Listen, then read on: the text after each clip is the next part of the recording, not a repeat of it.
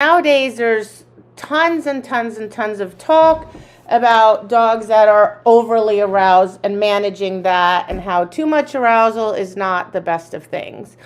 But many dogs, and my guess is that actually the majority of dogs working out there actually need more arousal. Optimal does not look the same for all three of my dogs, right?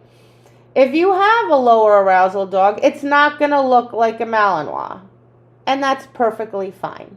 It's not supposed to. It's supposed to look like your dog in optimal arousal. How do you know what that looks like? Very careful observation. I might throw it right. I might throw it left. I might throw it behind him. He doesn't know.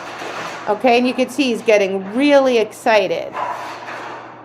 See, he's getting more and more excited with each rep. He's throwing those spins in on his own. I found that with him, the more I lean down, the more exciting he finds that. A lot of dogs are not going to like that leaning down because it's going to feel like pressure to them. So again, you have to play around and see, what does your dog like. In general, I think people train too long, right? My mantra has always been quality over quantity.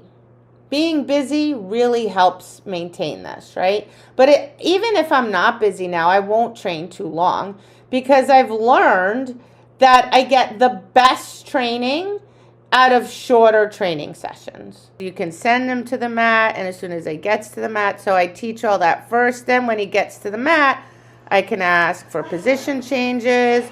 I can ask him to come into heel position. I can heel, send the dog to the mat. I can do position changes on the mat. So you can see, just literally just being on the mat makes the position changes more fun for him.